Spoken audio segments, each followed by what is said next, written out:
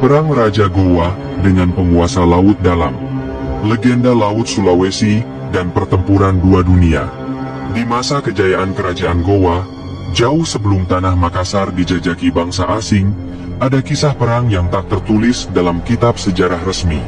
Perang ini tak hanya terjadi di daratan dan lautan yang terlihat oleh mata manusia, tapi juga di kedalaman samudera, tempat kekuatan tak kasat mata bersemayam. Perang antara Raja Gowa dan penguasa Laut Dalam. Kisah ini diwariskan dari mulut ke mulut, dari para pembicara, penutur tua, hingga dukun laut yang menjaga perjanjian leluhur. Salah satu sumber utamanya adalah catatan lisan masyarakat pesisir Pautere dan Galesong yang meyakini adanya fakta gaib antara raja dan laut yang bila dilanggar, membawa bencana. Awal mula, perjanjian Raja Tua dan Laut. Pada masa pemerintahan Karaeng Matoaya, seorang raja besar dan cerdik dari Gowa Talo, ada perjanjian kuno yang dibuat oleh leluhur mereka dengan makhluk laut. Sang raja dalam laut, sosok tak bernama yang hanya disebut dengan gelar penguasa arus dan pusaran laut dalam, penjaga pintu antara dunia manusia dan dunia bawah laut.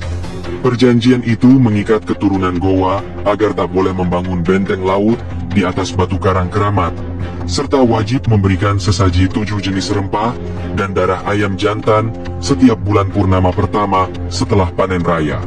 Hal ini dianggap sebagai upeti gaib demi menjaga jalur perdagangan dan perairan tetap damai.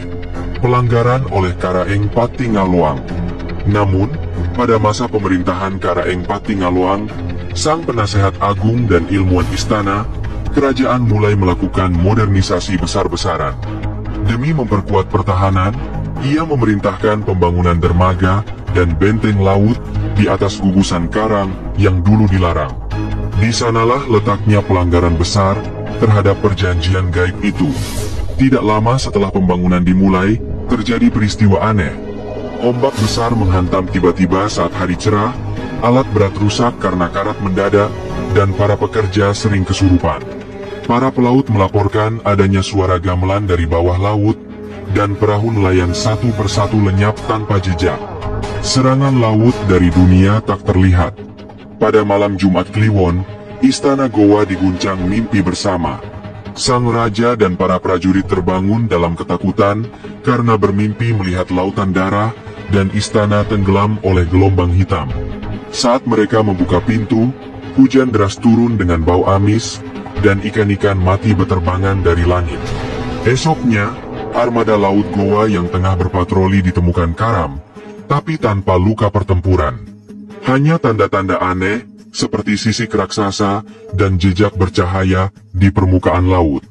Para sanro laut, dukun laut, dari Galesong memperingatkan bahwa ini adalah bentuk peringatan dari penguasa Laut Dalam, dan bila tidak diselesaikan, maka akan terjadi perang antara dunia atas dan dunia bawah.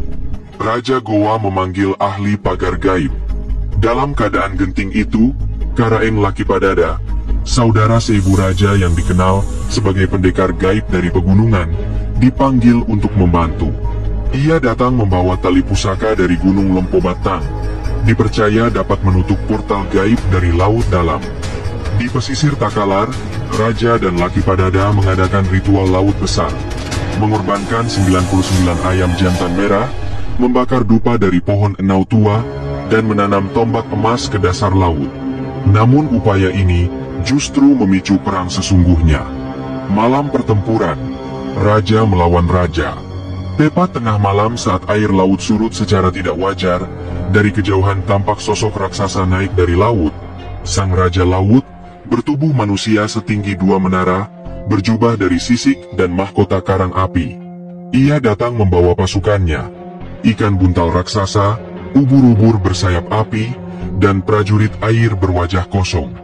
Dari pihak Gowa, prajurit elit berkuda, pemanah bugis, dan pasukan gaib Lakipadada bersiap di pantai. Pertempuran berlangsung tanpa suara.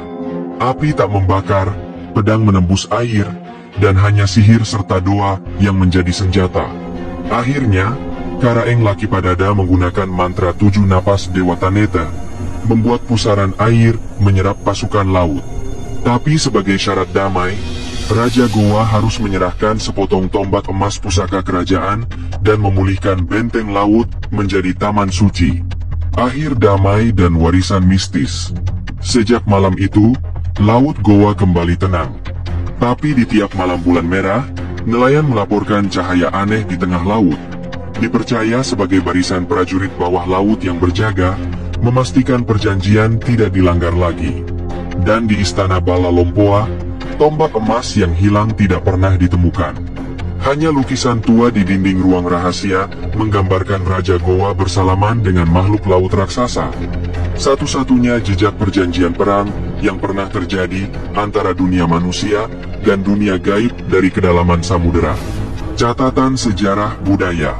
Meski tak tercatat dalam kronik resmi seperti Tumbuna Goa atau Lontarak Lagaligo, kisah ini hidup kuat dalam budaya lisan pesisir Makassar.